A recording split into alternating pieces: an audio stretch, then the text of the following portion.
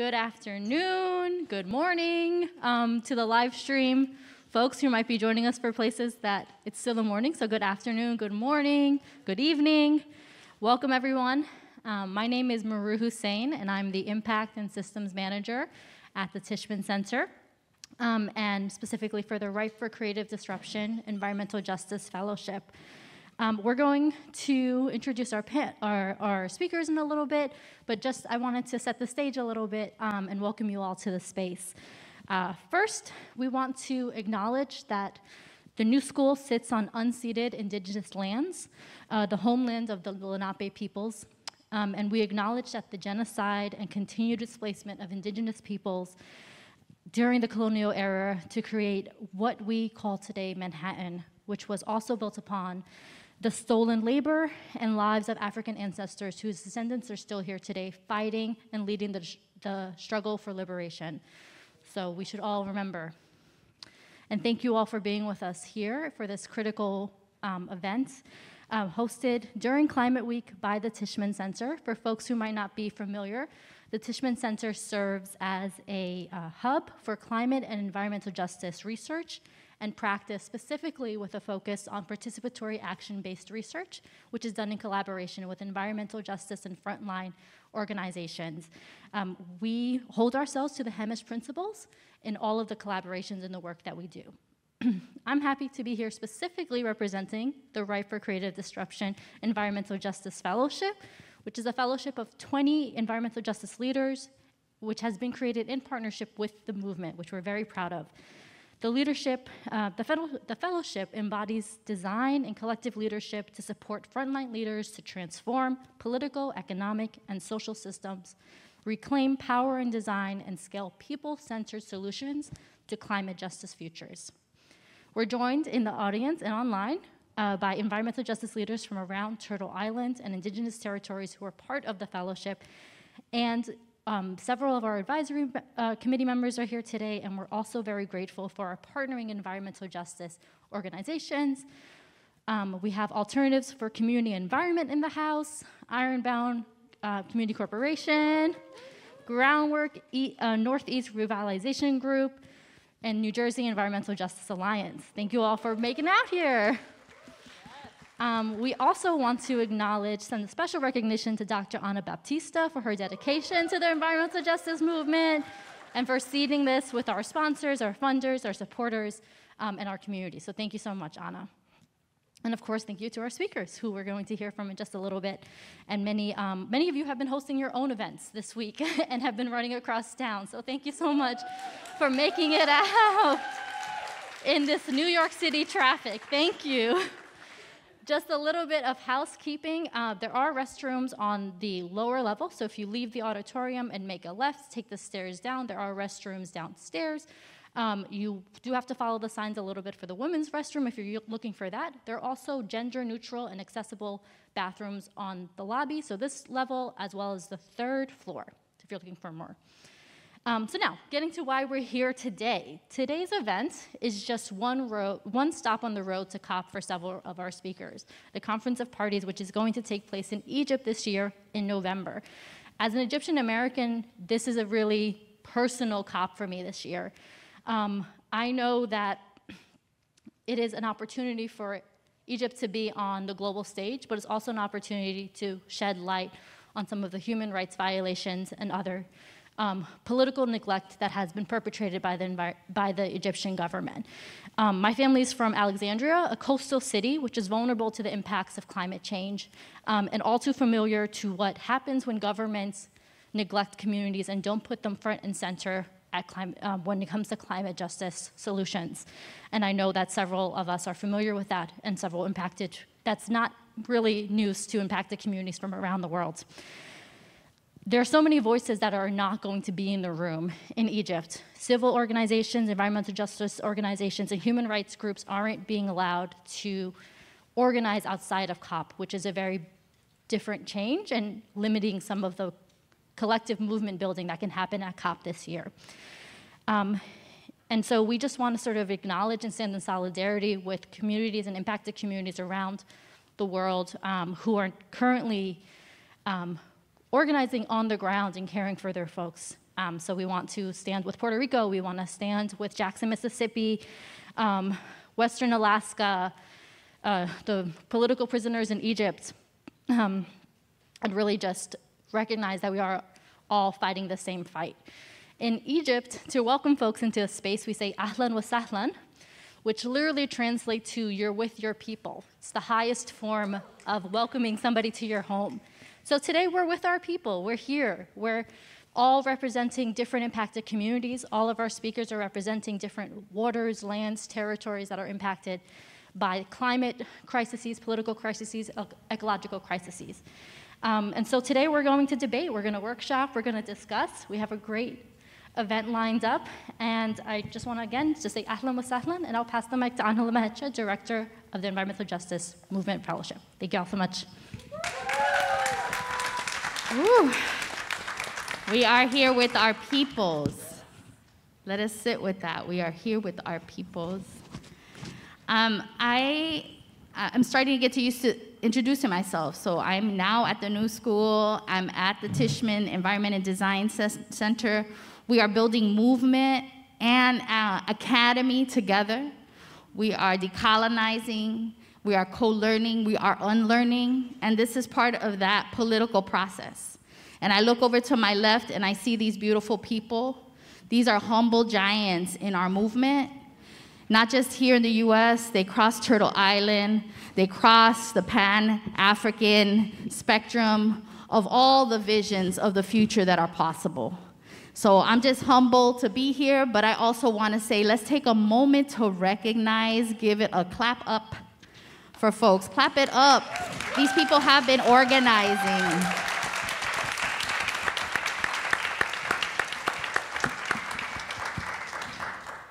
These people have been organizing their own events, not just during Climate Week, but throughout years and years and decades. They also are parts of what we call movement institutions that have been flexible, that have been moving with the needs of the people on the ground, the most impacted.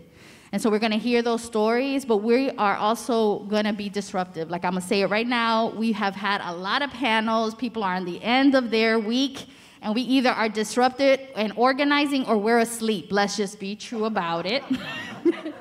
So we're gonna disrupt, we're gonna ask you to participate here. We have live stream also on, so we're gonna take some breaks. We're gonna talk, we're gonna take a break, we're gonna reflect. We're gonna be like, is this the most disruptive that we can be? Because the world is counting on us.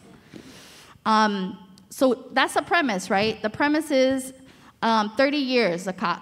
You know, walking around the city, we're seeing signs that say 30 years, like it's been a celebration of Universal Declaration of Human Rights or the Universal Declaration of the Rights of Mother Earth or something like that that's worth celebrating. It's been 30 years of not being able to reach an agreement and meet the gaps on what we really need to reduce the impacts of the climate crisis. You know, we get the IPCC report every now and then, right? And it tells us that we're just not going to meet it. It's beyond what's possible. And so here we are, movement, again, moving beyond what's possible. And so I put up together a little bit of a history of, you know, many of us are coming into this space of the COP at different times. This is the 30 years, right? We're burning fossil fuels, carbon. We've been organizing, and the strategy's been inside and out.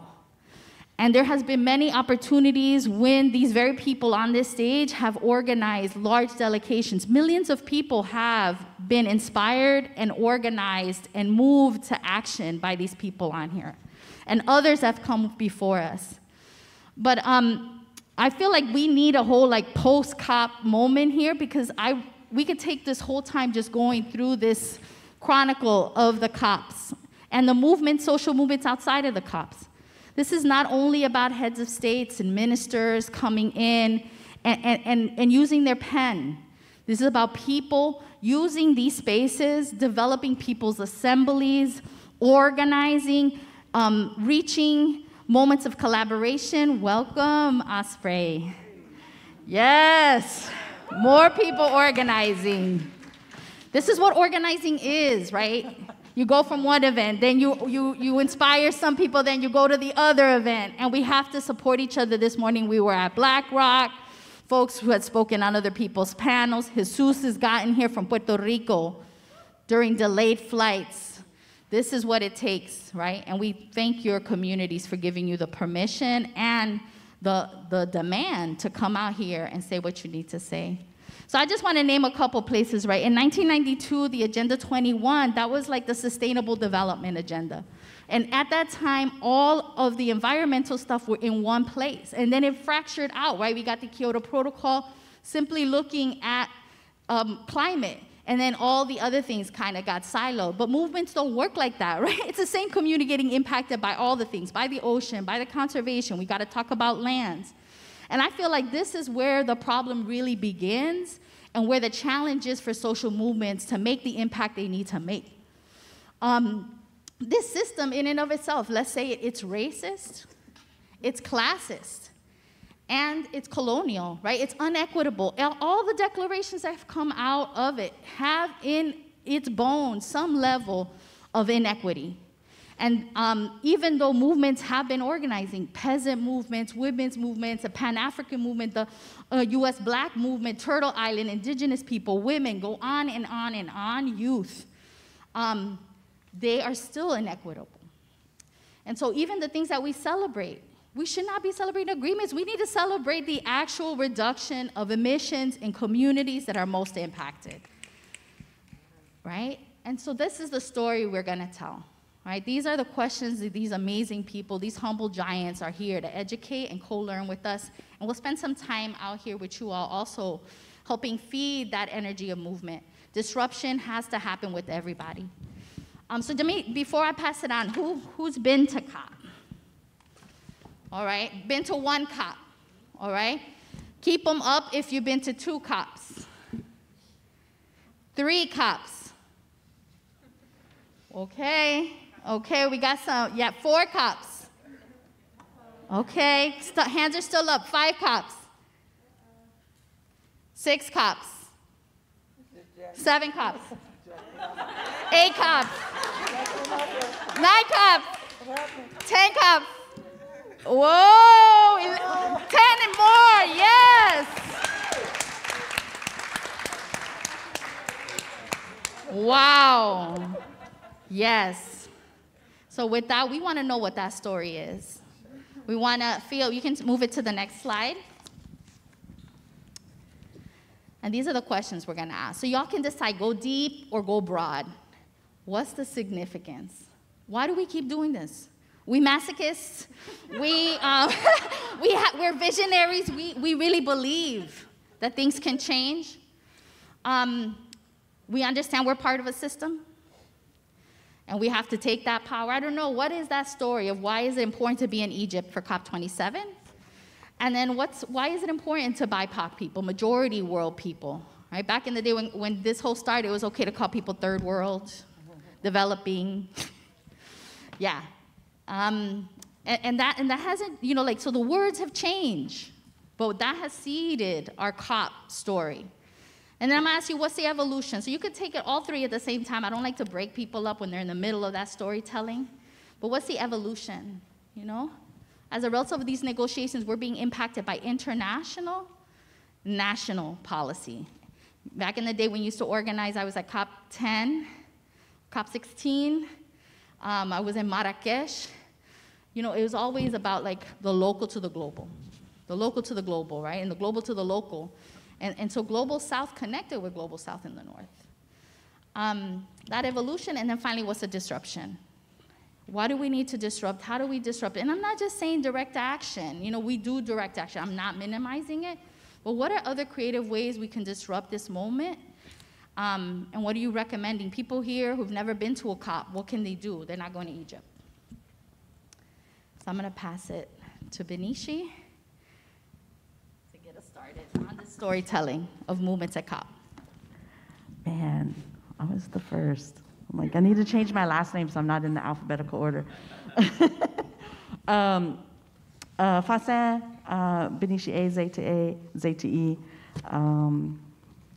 Ujihad, Anishinaabe, Keda, Oklahoma, Dochene.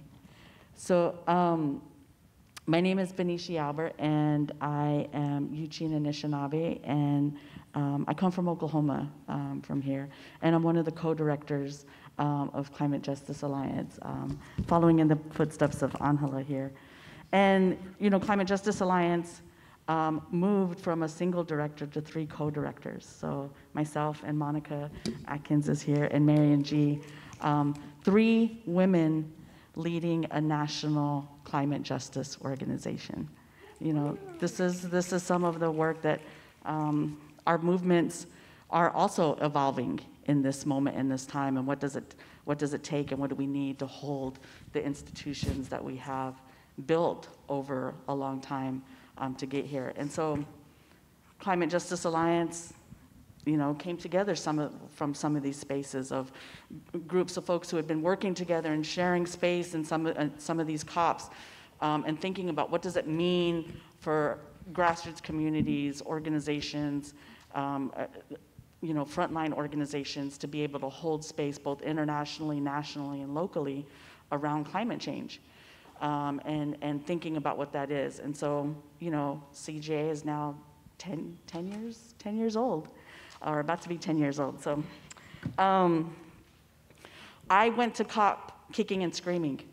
For a long time, I've been organizing for 30 years. I don't feel like I'm old enough to say I've done anything that long, but I've been organizing for 30 years.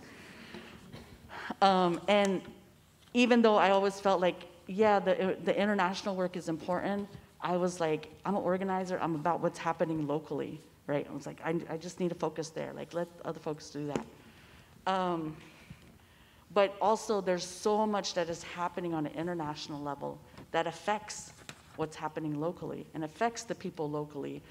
And you know, it became more and more apparent to me that we need to make sure those voices are there. A lot of other people who were already doing that work, I was like, they get it. But I went kicking and screaming to Madrid, and only because somebody found out that I had a passport. And then they were like, oh my God, Benicia, you gotta go. And so I think the COP space has been a place of like, these big decisions are being made by world leaders who have no relationship or connection to what is really being felt and held by frontline communities, indigenous communities, Black communities, people who are dealing with the climate crisis and have been dealing with the climate crisis for decades, right? We've been calling for a climate emergency. That emergency needed to be declared long ago, 30 years ago even, because some of these communities have been dealing with the harms of sea level rise, of violent storms, of wildfires, of disease to foods and plants. And those are all effects of the climate, the shifts in the climate right now. And just a small little story, you know, some of the things that people don't even think about. If there's a shift in the way that the seasons happen, it affects so many things. It affects the plants, the food. People can't even access some of the medicines, the traditional medicines that they've used for ceremonies, which means it has an effect on the culture and people's spirituality and faith, right? So this is the reality of like frontline communities, and then thinking, those folks are making the decisions up there, these world leaders who have no relationship to what that means. They have no relationship to this is what people are feeling with. This is the hardships that people are feeling now and have been feeling for a long time and have needed a climate emergency declared long ago. And instead, they're making policy decisions, world policy decisions based on economic measures, right? Is the economy gonna succeed? Are we gonna be able to like have an economy that will like sustain people, right? All of that, that's how they're planning. They're not planning on, are we saving lives? They're not planning on, are we protecting the earth and the land and making sure that the land can do what it needs to do to sustain us. They're making decisions of whether or not corporations can still make the monies and make their profits. They're still making decisions on whether or not their world governments can access all the resources they want. That's how they're dealing with the climate crisis, right? And so they're moving at the pace of the market. We need them to move at the pace of reducing harm to our communities. So, when I think about, the significance for me, the reason that I want, like when I first went, I went to Madrid. Madrid was the first one I went to. And, it's a very formal process. It's very structured, it's very colonial, and there's very strict sort of a process of how you can input. But for me, it became apparent how much the corporate influence was having there on world governments. The big pavilions that are out there, funded by all these big corporations, and they're saying, oh, look at these indigenous people, and they have their faces on there. But they don't have any relationship with those people, they're just flashing them up there, right? At Glasgow, the oil and gas executives outnumbered the indigenous delegation 10-1, right? They had the largest delegation at COP was oil and gas executives. And so for us, thinking about why we should be there and the significance of being there is about holding our government accountable, the US government accountable for the harms that they're committing in other communities, and in the name of climate, holding the corporations, countering that corporate voices, and then most importantly is lifting up frontline voices to say, this is what we want, these are the solutions we want, this is the action we need you to take. So those are the reasons why we go and will continue to go.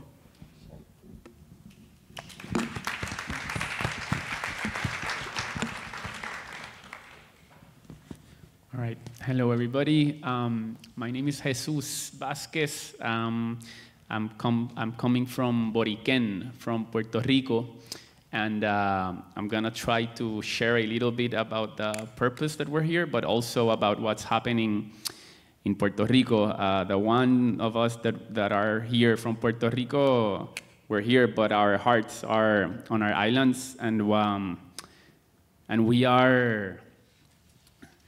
we're just tiny seeds of a lot of people that are doing a lot of groundwork on our islands, and also we're always trying to embrace and make more visible the legacy of our ancestors.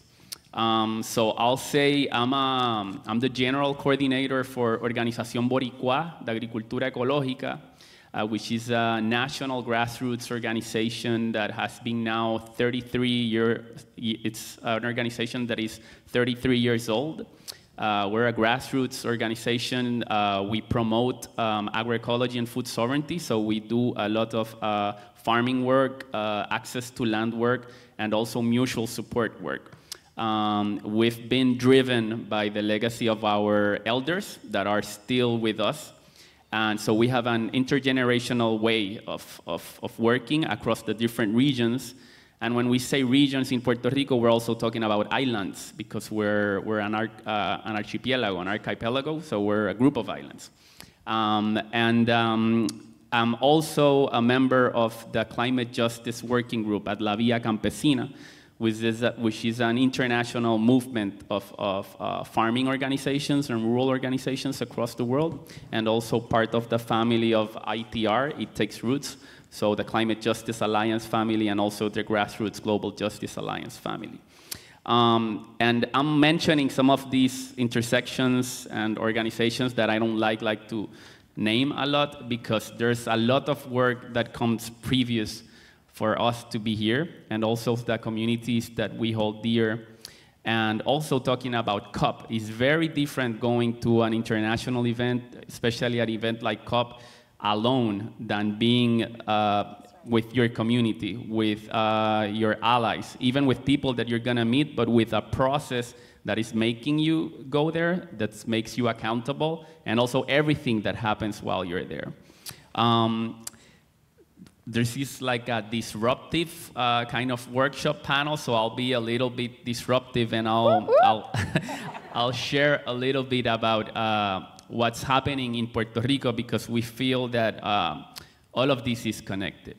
And first of all, I would like to mention that being in the COP and also being in spaces like this, also in the US, is an opportunity for Puerto Rico to speak for ourselves. We have a colonial context with the US. We've been more than 500 years a colony, first of Spain and then the US. So it is important, like the US government doesn't speak for us, right?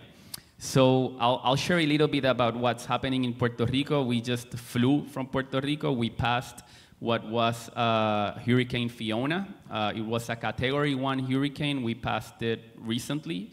It lasted 3 days of nonstop rain, heavy winds, on already saturated soils. That's very important to mention. We've been having rains that are not so expected for these times, but because of climate change, it's happening, like for 3 weeks before Hurricane Fiona. So soil was very saturated and provoked a lot of landslides and other effects.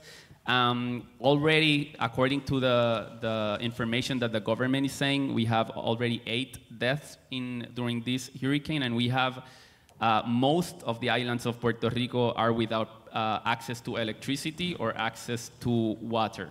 Even though the government and this private company that is holding the grid in Puerto Rico are saying that they're aspiring of getting the grid back in record time, that's not officially happening. And also we wanted to share about our vulnerability. We are located in the Caribbean. We're part of the global south. So for us, we completely understand that this is going to continue happening if especially the global north keeps participating on an active fossil fuel economy. And also an economic model, like Benicio was saying, that extracts from Mother Earth, like if there were no limits, and exploits every form of life. So it's no wonder that these solutions that are being given by these governments are responding to that logic, right? Not the logic of our communities, not the logics of our ancestors, and that is very important to why we need to hold and be present in those spaces. And I also wanted to mention that there is a big challenge in Puerto Rico with a law that the government has put into order, where they're promoting people from outside, from different parts of the world, and many come from the US, that have a lot of money to come to invest in Puerto Rico and not pay any taxes, right? So we've been having the challenge of access to land, access to housing, because the prices go up once these people come to invest. So that's something that there's a lot of mobilization, a lot of direct actions on the street to eliminate that law. But it's also a challenge that we're bringing. I have a lot of notes, and I know this is like a collective panel, so I'll be wrapping up and mentioning a few other information. I think one of the main lectures of being in spaces like the COP, even though it could be like a little bit like Benicio said, traumatizing, because a lot of stuff happens there, and once you go out, the so-called solutions that these multinationals and governments are making are not real solutions, are false solutions, they just want to keep making money. Let's do carbon markets, right? Let's not address the systemic cause. Let's not address the root cause, that we already have models that are on the ground happening. It's not like, oh, that's too old school, that's antique. No, these are models that are working on the ground, that we've proven them, at least from the work that we do in our organization, and also at the global level. It is very important to mention that 70% of the food that is produced worldwide is produced by small-scale farmers on mainly sustainable farms, with 30% of the access to arable land, to land. They're doing that. So multinationals have more than 70% of access of the land, but they are producing for far less food. So I think it is very important to have that into consideration, because in the context of Puerto Rico, they try to eliminate the farming class, the workers class. Because imagine a nation that can feed herself, that can have access to land and provide for their community and their family. What does that bring? So this government, especially US government, has done everything to influence different parts of the world to dismantle that, to provoke dependency, even in republics, right? We can say, oh, there's a republic, everything, there's colonizer governments, right? So I think that is very important, and what happens in the COPs with alliances and groups is very powerful because it's non-stop work. You waking up very early, you're being in solidarity with indigenous communities, with BIPOC initiatives across the world, some that you know, some that you get to know during that experience, and it makes you feel a lot less alone, like there's global challenges to this work. It's not like, oh, I thought it was only in our communities, right? So it also opens the space to have a exchange of knowledge at the global level, at the regional level. We've met a lot of Caribbean nations in spaces like this that are very difficult to access because the Caribbean, we're all islands, and there's a lot of threats and challenges between our governments to stay connected. So yeah, I will end with that, and if there's any interest in getting to know a little bit about what's happening in Puerto Rico on the ground, feel free to check Organización Boricua on social networks, and also if you want to come talk to me after the session, I'll be around. And I'll end up saying two quotes from the grandparents of two of our elders. One is Edgardo Alvarado. He's one of the founders of Boricua. He says, sembremos porque para nosotros sembraron. So that means we need to cultivate because others did that for us. And we apply that not only for like doing practical farming work, but for everything in life.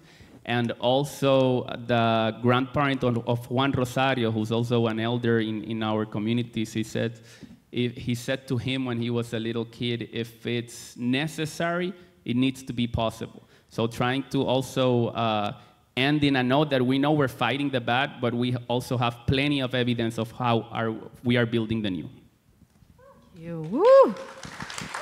I appreciate your comments because it's a lot about what's happening on the outside, but after Copenhagen, Cancun, Bolivia, there was a sophisticated relationship between delegates that were on the inside coming out to people's assemblies and asking, what is it that we need to be putting in this, along with, like, you know, you brought out the representative from Malawi, the folks from Fiji, you know, all these indigenous populations who are saying, how do we become a collective unit moving both on the outside and the inside?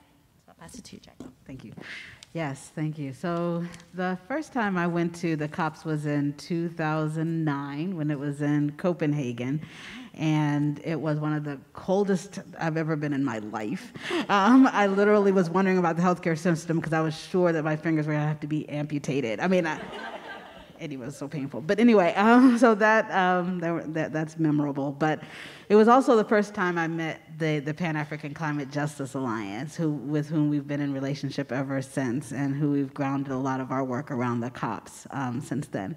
And when I went there, I was coming off of this Women of Color for Climate Justice road tour, and I incorporated going to COP into that, where I was doing a vlog, basically doing the video interviews of women, and then doing a blog associated with that to really lift up and connect the stories of women of color as it relates to climate justice across the United States, and then really connecting that with women of color in the various nations that were attending COP. And so really at that point, recognizing the need to start to weave these stories together. I had been months into my first year at the NAACP and wanted to, and I was coming off of having been a Peace Corps volunteer and doing international work, and wanted to really build that global solidarity between communities and BIPOC communities in the U.S. And back then it was just people of color, so BIPOC wasn't even a term.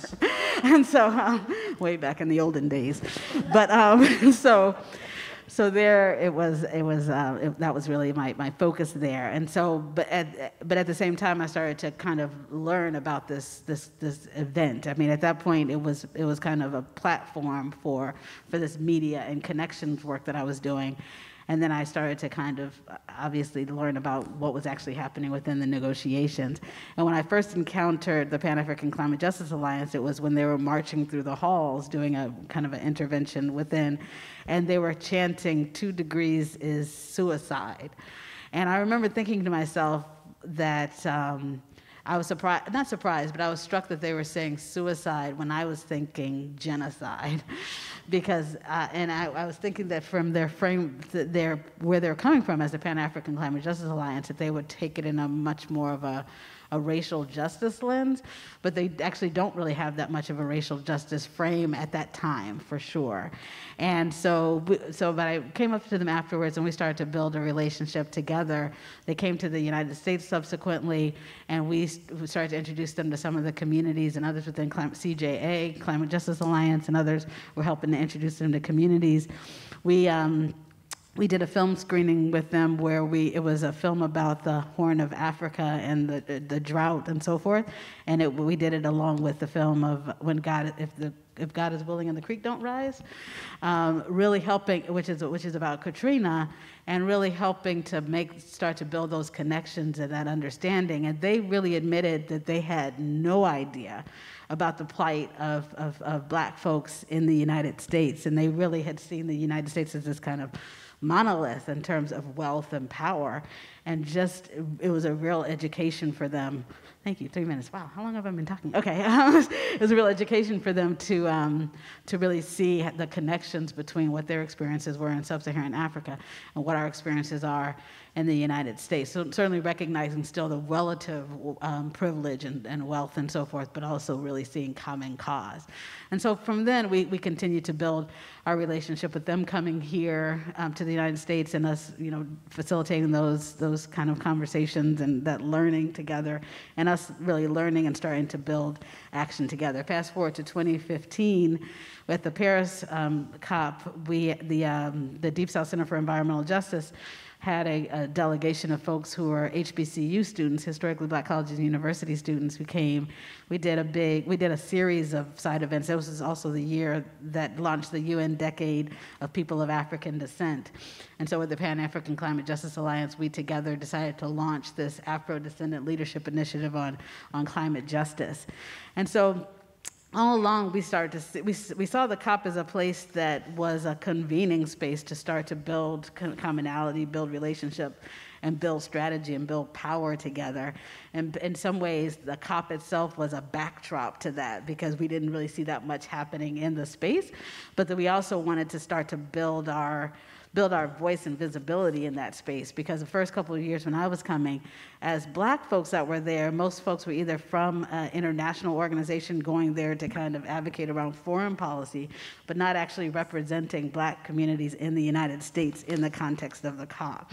And so we started to, and then 2015 was the first time we really had a show of force in terms of 5 different side events really representing this, and a die-in that the HBCU students did there, and where they did a die-in and said basically Black Lives, it was a Black Lives Matter die-in, and basically saying that whether it's being gunned down on the streets or dying of a death of 1,000 cuts from the pollution in our communities, it's all still this racial justice lens on climate change. And so that was interesting, because when they came in, they had their signs, and because it was on the hills of the Hegbo, because it was in Paris, and so there was that terroristic thing that happened.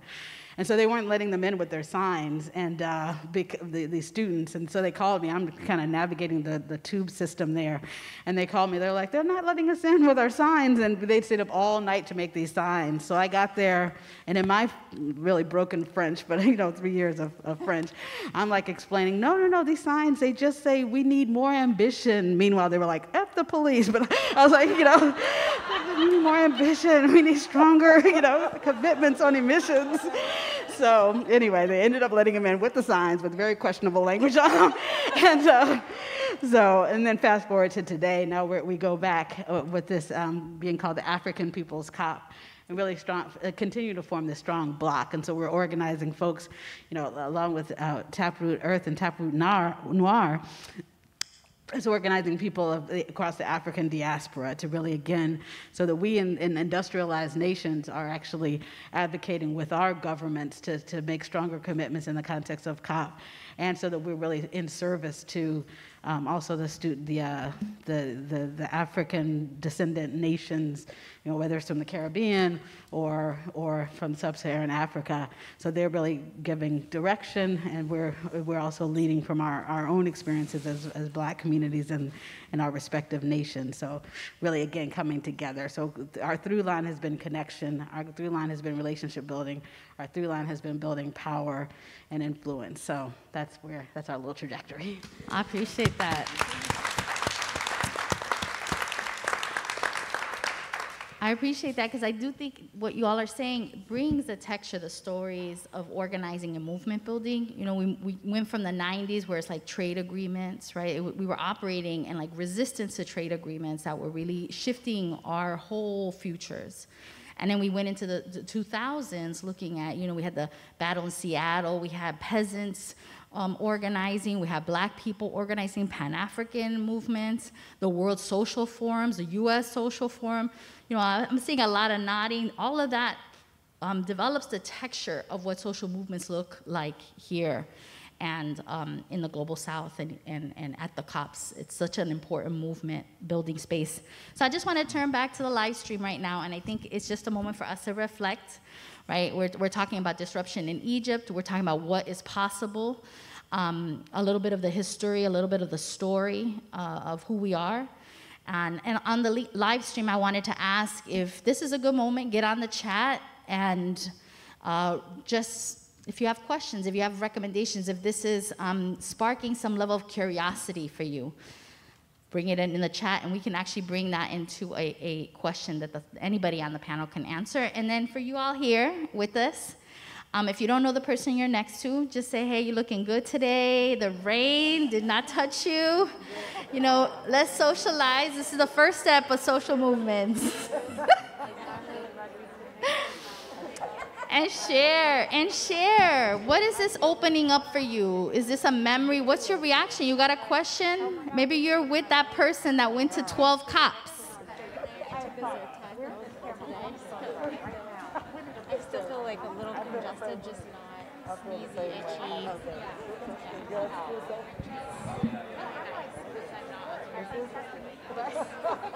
We're real. Wow. I'm going to ask you. Okay.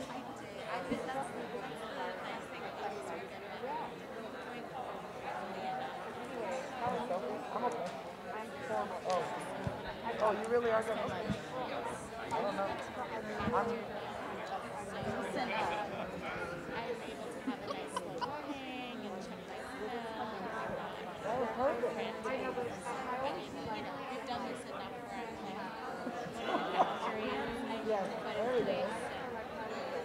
I'm trying to like. They got it with like a.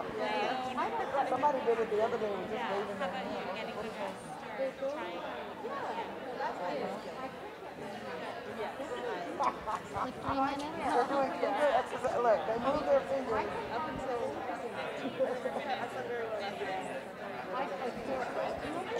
I do. I don't know. I use it. I'm like you. I ask somebody else to take it. Okay, they're just trying. Uh-huh. That worked. That one worked. We shall be friends in that. And I didn't even bring my phone. I left it down there, which is yeah.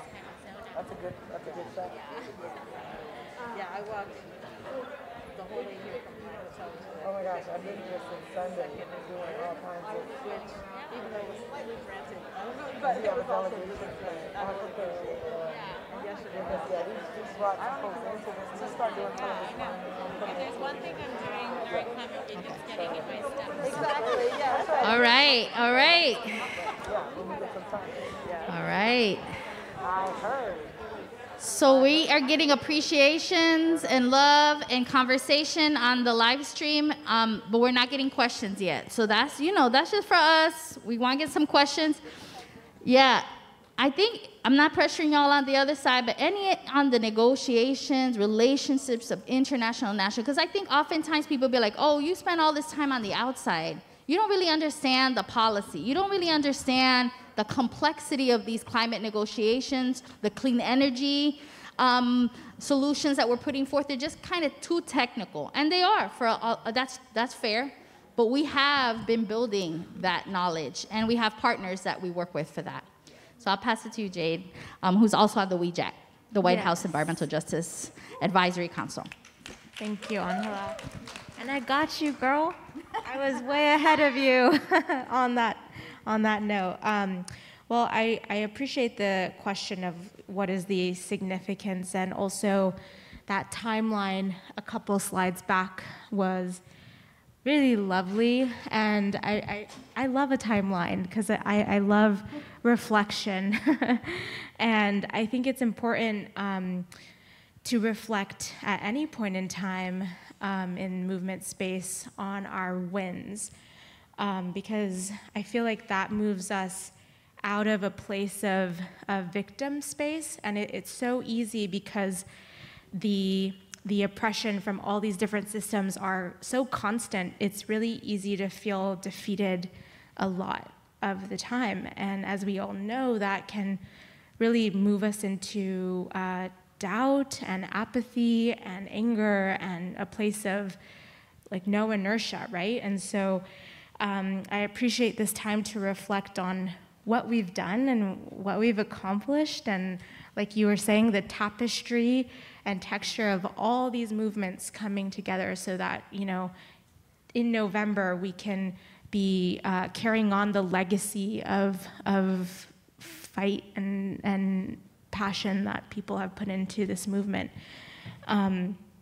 So, and I think it's also really important to move into spaces like COP, organizing from a space of power and emboldenment, because the work is hard and we need to fortify ourselves with gratitude for each other and gratitude for the work that we've all put in to get this far. So yeah, I just appreciate taking a moment to acknowledge exactly, just this, how far we've come. So to your question, low pressure question, Angela. I just wanted to highlight some of the wins last year. And of course, you know, these wins are nuanced, but we only have a few minutes on stage, so maybe we'll get more into it down the line when we talk about disruption. But last year, COP was all about Article 6, which is a provision within the Paris Agreement that is essentially built to expand and move forward carbon markets and carbon mechanisms that allow industry to continue to pollute and get, you know, basically operate business as usual, so long as they contribute or so long as they invest in carbon offsets or things like this, nature-based solutions, quote unquote. So there was a lot of us, I'm seeing people in the audience, I'm seeing people on this panel who were inside the COP in what's known as the Blue Zone.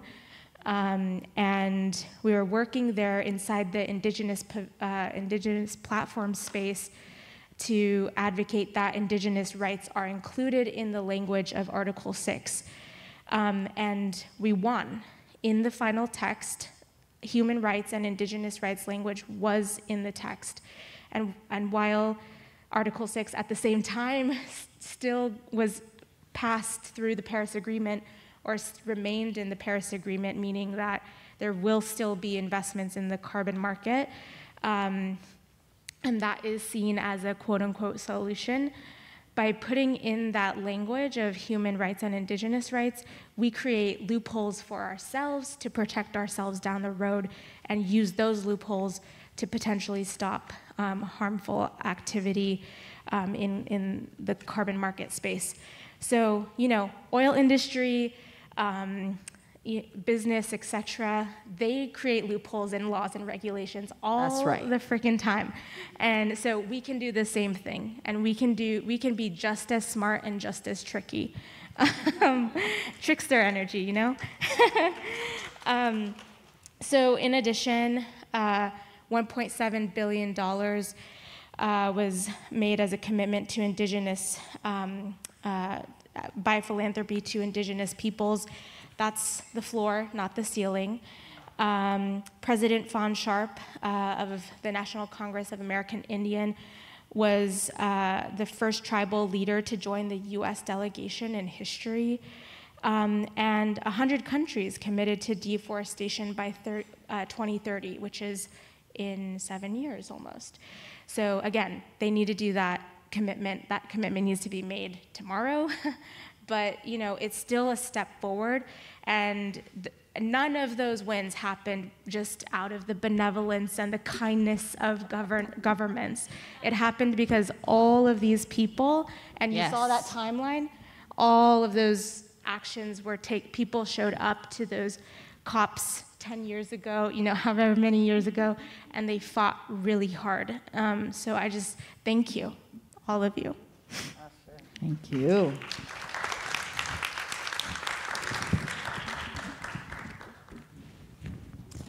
They laughed out loud when you said the kindness of government. Did you hear that?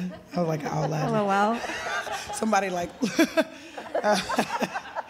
the kindness of government. Peace, everyone. My name is Colette. I'm a partner with Taproot Earth. My partner, Anthony Giancaterino, is in the audience. I want to offer gratitude to Anhala, to Anna, to the sister who opened us up, the Egyptian-American Ahlan wa Sahlan. That was dope. And to the New School, thank y'all for having us. Peace to the Lenape people. I'm coming to you from Choctaw Territory in southeast Louisiana. And just offering my peace and honor to Women Watch Africa, who's in the building doing work with African women refugees from over 20 countries in the US. And also to my special guests from Cape Verde. We have Ricardo Gomez and Vinicio Betancourt here from Cape Verde, doing renewable energy and work in West Africa. Just wanted to shout them out to let you know that we believe that this climate movement is a global movement. To work on climate just within our own borders is ridiculous. And at some point, we have to figure out that, you know, to win, global solidarity is as Jay just said, the floor, not the ceiling. We have to start there. We have to move there. I'm sure Osprey will talk to us more about that. Speaking just about the significance of COP, I went to my first COP in 2015. That was Paris, and it was actually because of Hurricane Katrina in 2005 and the BP oil drilling disaster that happened in 2010.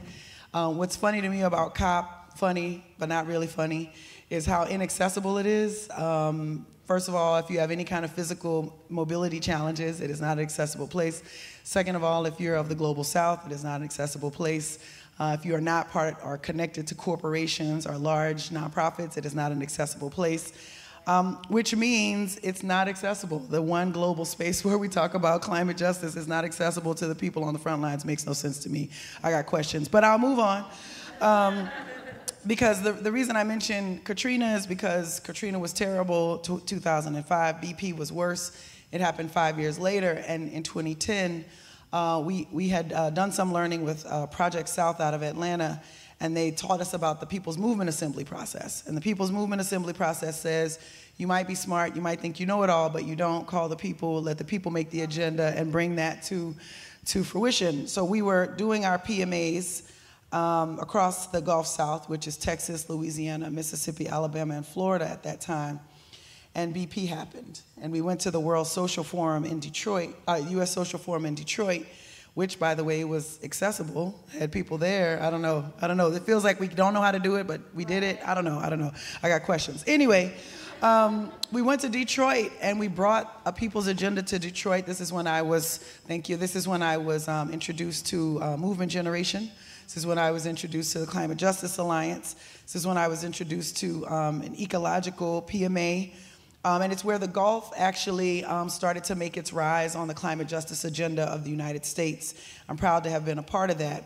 But the biggest point was from 2010 to 2014, we did PMAs across the Gulf South, specifically to build out an agenda regionally.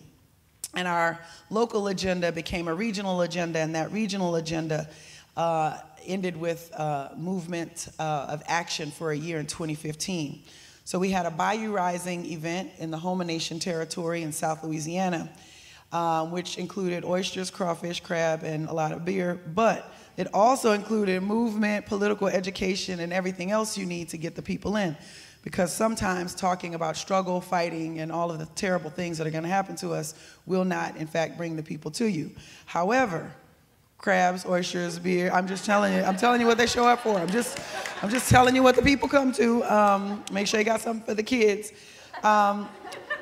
And so we said, what are we going to do? We did a year of coordinated actions across the South in 2015 called Gulf South Rising. And the year of coordinated action started with commemorating and remembering the Haitian earthquake. It also remembered the Americans with Disabilities Act, BP. We were at 5 years at that point, and Katrina was at 10. We did a big event to commemorate the Katrina anniversary, but the biggest part of this was at the end of that year, we had developed connections across the region and built our delegation to go to Paris. And so our Paris delegation was actually made of people who were organizing all year across the Gulf South. And that was how we decided who was going to engage in that space. Our lead delegate was the principal chief of the United Houma Nation. And he was, interestingly enough, the Houma Nation, not recognized in the United States as a federal tribe, but recognized by the government of France. Because France used to control Louisiana, and they had treaties with the Houma Nation back in the day. And why can the government of France recognize a nation that the U.S. can't? We got questions, is all I'm saying. And, but it was really interesting to see our lead delegate be treated as a diplomat, and really even more interesting to staff him as a diplomat into negotiations happening in Paris, and that nation had already been recognized. We had two goals of the delegation: tell the story of the Gulf to somebody who was not of the Gulf, and bring back a story of the Global South, somebody who was not from the U.S. We had an accountability session when we all came back, and our delegation had to bring to the community the stories that they heard at COP20, whatever that was, 25. I believe that, I have a problem with the UN system. I know we're not supposed to say that, but it's, I'm just saying, like, what are we doing? This is an unpopular week to be talking that language. Is that not what we say? Okay. I know people make speeches at the UN, but my people are dying. So I'm just trying to figure out how we're going to save our people, and when are we going to do something about it. I think a disruption is that we need an alternative to the UN. I say let's connect, get together, and figure out how to move.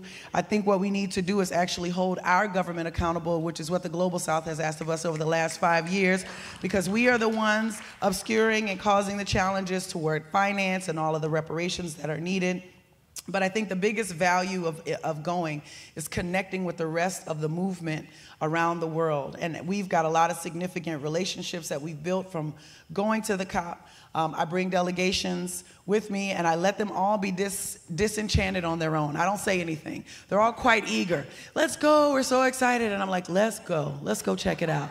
Let's get some badges, walk in there, go see what it is, and tell me what you think about it. And I'm telling you, it takes about 24 hours for people to come back and say, I don't think this is how we're gonna get change. And I say, great.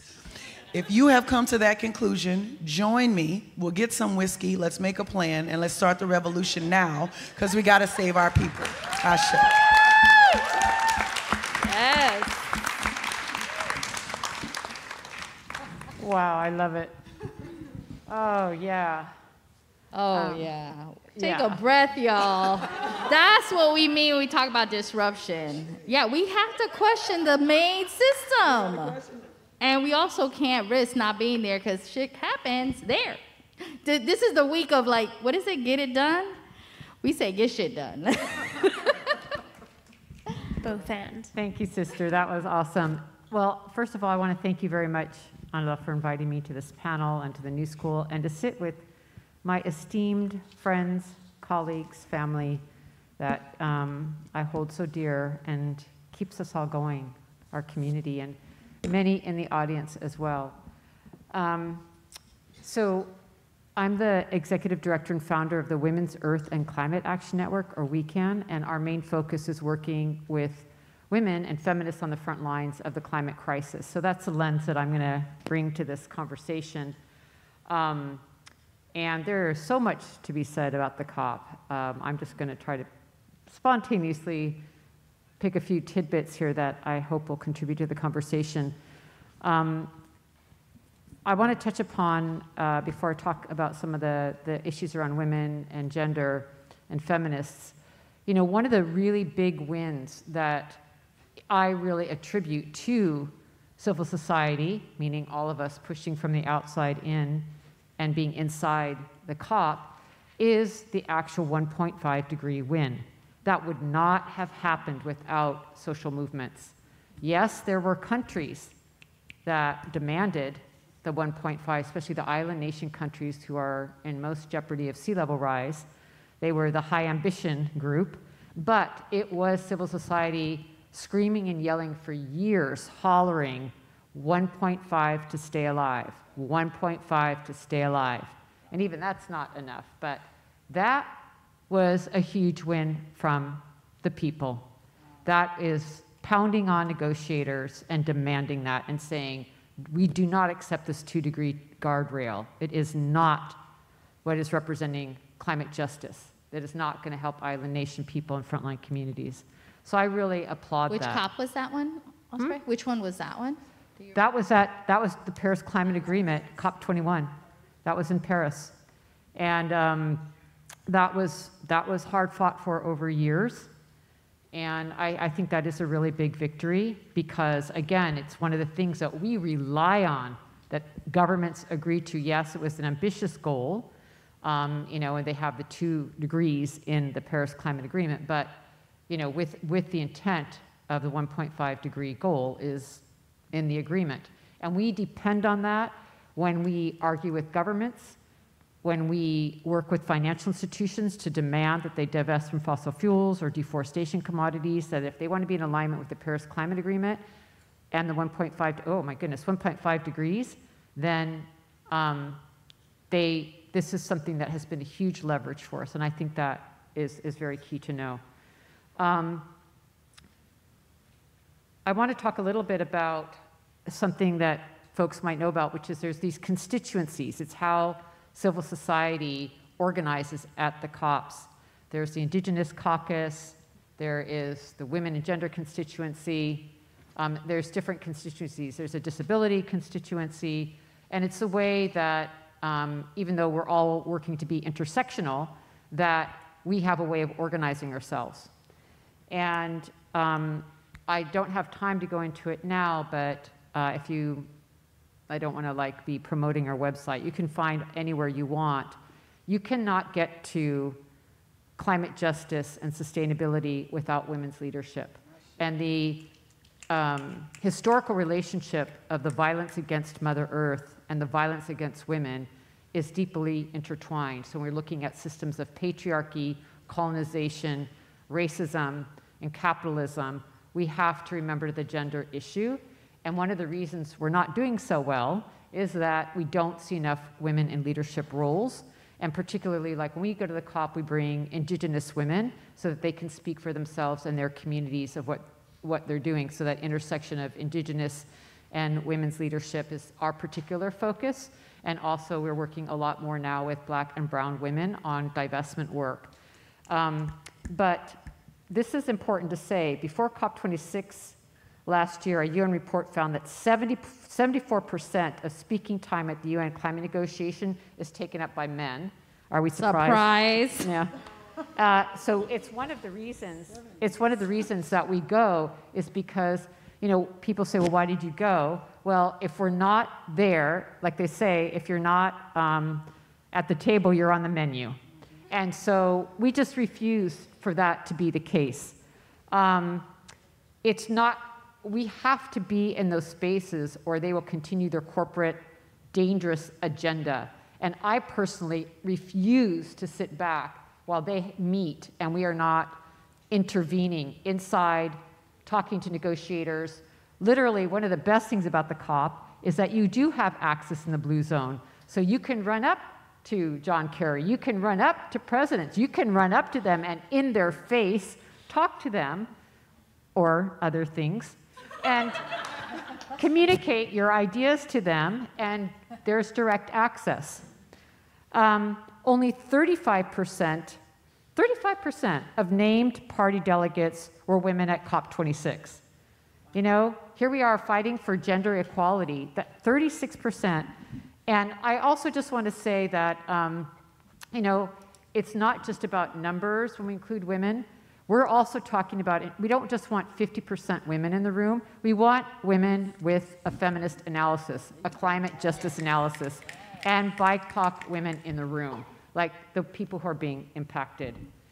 I know I'm supposed to wrap it up, so I wanted to make one other point. I did want to express gratitude to Indian Collective because I know you worked really hard on Article 6 and did a lot of work last year for that. And again, we don't agree with market mechanisms, but it is important that we have those loopholes. And I'll end with one last win before the kind woman with the sign comes over here and pulls out a cane and gets me off. We all have our roles, Osprey. Okay, so I have one last win, which is in the midst of a lot of stagnation. I mean, there's like, seriously, you sit in rooms and they call it brackets. We want a period there. No, no, no, no, we don't want that word. For, no, no, no, it. I mean, the patience for some of these things is unbelievable. So a lot of stagnation goes on, but in Madrid, which was COP25, there was a really important victory for the Gender Action Plan called the GAP. And I want to highlight the women and gender constituency and feminists for all over the world who fought for that, because the GAP is part of the Enhanced Lima work program on gender. It's separate from the climate agreement, but it's part of the work program, and it sets a historic precedent for the inclusion of rights-based language within the policies and practices adopted by countries, and will guide gender-responsive climate policy and action for the next 5 years. And it also has human rights language and language around the environment. So again, it's one of these loopholes. This gap is going to be really important, and this upcoming COP, we're really working to make sure that people realize, not just who are working in the women and gender constituency, this loophole around rights that is now possible because of that victory for many years of working on the gap. So I'll just leave it at that. Thank you. Woo! All right. This is when we're going to shift it up. I appreciate each of you actually holding back, because you have so much more. I could just see y'all writing like, oh, I should have said this, I'm saying that. I know y'all work on climate reparations. You know, I know that there's this Indigenous pavilion that's happening. There's a climate justice pavilion this year. Hardcore Pan-African movements really throwing down. Jesus working with the Caribbean nations also to show up. And so this is what happens, though, at the UN. We sit down and talk. And we talk and talk and talk and talk, like you said. But now we're going to do a little bit. We're going to disrupt it. We're going to have people in the audience do some of this thinking with us. This is a little bit of like the People's Assembly that Colette's talking about right now. So let's mix it up a little bit. But we got to say goodbye to our folks on the live stream, because y'all don't want to see us just move around the room. And we're also going to have a circle here, right? It's one thing to be as panelists facing, and it's one thing to have you all here in the same room and actually taking maybe, 15, 20 minutes to say, what are we going to do in Egypt together? Who knows when this moment comes again when you're together? So we're going to take advantage of those things. We have some volunteers in the audience, but before I say goodbye, I know we wanted to say thank you to the folks on the live stream. We want to thank the IT department. We want to thank all the tech folks. You can clap whenever you feel you're ready. All the volunteers have been setting up at the new school. We're going to collect some of the information that's here, and we're going to share it with the speaker. So I know some questions came in, like how can we be disruptive? What does that mean to expand our imagination to be disruptive? What are some things that we could do at home if we're not able to go to Egypt? So many people are not able to go to Egypt. It's one of the most expensive COPs. Our folks can't afford to go to Egypt. But that hasn't stopped before. There's been multiple events where everybody can participate. So we're going to respond to some of that. Maybe that seeds us in our disruptive work here. And yeah, so thank you, live streamers. We're going to close out the live stream. All set. And then we're going to circle up here. We're turning off our mics so we can speak freely. And then Anna, who's in the middle, so you just kind of, hello. We have Maru. Yes, up. Yeah, Maru, Anna, and Terry. Who's Terry? Where's Terry? Terry. Okay, so we're going to divide the space into 3 kind of breakout areas, right? We're going to do a rapid round of disruptive ideas. And disruptive is like, is it violent? Is it whatever it needs to be? It needs to be a change. It just needs to be a shift, right? So can we change the PowerPoint slide? This is the question, right? How do we disrupt business as usual? Business as usual is corporation, but it's also government. It's also us, right? Coming to the COP year after year, engaging in that way. What's the disruptive moment? Knowing that climate change is a symptom of a larger systemic problem. What's the tipping point? So we're going to do a breakout 7-minute brainstorm. I'm going to pass a couple mics to y'all if you want to engage. And then we're going to circle up here for the same amount of time.